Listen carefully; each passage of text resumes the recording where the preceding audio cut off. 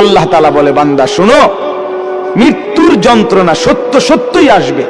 যেটার থেকে তুমি নিজেকে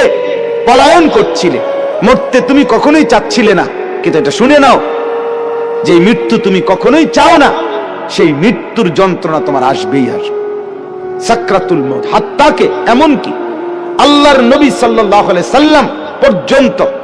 ইন্তেকালের পূর্বে নবীজি হাদিসে স্পষ্ট আছে, আম্মা জান আয়েশা বলছেন, নবীজি সাল্লাল্লাহু আলাইহি সাল্লাম একটা বাটির মধ্যে পানি দিছে, আর নিজের পবিত্র ডান হাত মোবারক দিয়ে হাত দিয়া এই বাটির পানির মধ্যে চুবাইতেছিলেন,